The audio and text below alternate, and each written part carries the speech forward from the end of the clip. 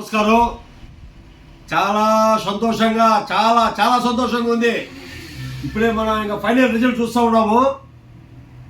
తెలుగుదేశం కానీ బీజేపీ కానీ మా మా గురువు గారు, మా ఆత్మీయుడు, మాకు ఎంతో దగ్గర ఉన్నవాడు మా పవన్ మెజార్టీ చూస్తూ ఉంటే ఇంకా ఆనందంగా ఉంది. మా నాయకుడు ఏది చెప్పితే అదే జరిగింది. ఇంక వేరేది ఏం జరగాల ఆంధ్రప్రదేశ్లో.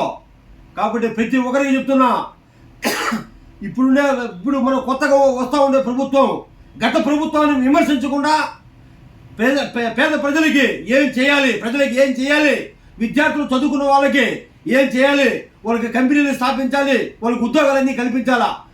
ముందు ప్రభుత్వాన్ని విమర్శించు కూర్చుంటూ ఉండకూడదు. 5 ఏళ్ళు ఎంత ప్రజలకి సేవ చేస్తే మళ్ళా మనకు పట్టం కడతారు. లేకపోతే ప్రజలు మళ్ళా పాతాల లోకానికి మనం తొక్కుతారు. కాబట్టి నేను చెప్పేది ఒకటే, మనకి ఇంతటి అవకాశం నిజంగా కళలో కూడా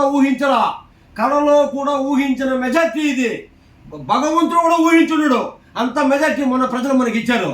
కాబట్టి నాయకులకు ఒకటే చెప్తాడా, గెలిచిన నాయకులందరూ ప్రజాసేవ చేసుకోండి, మళ్ళీ మీకు అవకాశం ఉంటుంది. కాబట్టి ఎవరు ప్రజలు మోసం చేయొద్దండి. ప్రజలు మోసం చేస్తే ఇలాగే ఉంటుంది రిజల్ట్. ఓకేనా? అందరికి చాలా సంతోషం. ముఖ్యంగా మా తిరుపతి ప్రజలకి, పిఠాపురం ప్రజలకి చాలా ధన్యవాదాలు తెలుపుకుంటున్నాను. నా స్నేహితుల తరపున అందరి తరపున ధన్యవాదాలు తెలుపుకుంటున్నా. చాలా సంతోషంగా ఉంది. ఎలా అంటే 10 సంవత్సరాల నుంచి వెయిట్ చేసిన సంతోషం ఈరోజు మాకు కలగతున్నది. మా నాయకుడు పవన్ కళ్యాణ్ ఎన్నో బాధలు ఎందుకులే, అన్ని బాధలు పెట్టారు, విమర్శించారు, మైకుల్లో విమర్శించారు, బహిరంగ సభల్లో ఆయన విమర్శించాడు. ఆయన ఎక్కడ తగల ప్రజల కోసమే తల దించాడు. ఈరోజు ప్రజలు తల ఎత్తుకునేట్టుగా చేశారు మా పవన్ కళ్యాణ్ని. చాలా సంతోషం. జై చిరంజీవ, జై పవన్ కళ్యాణ్.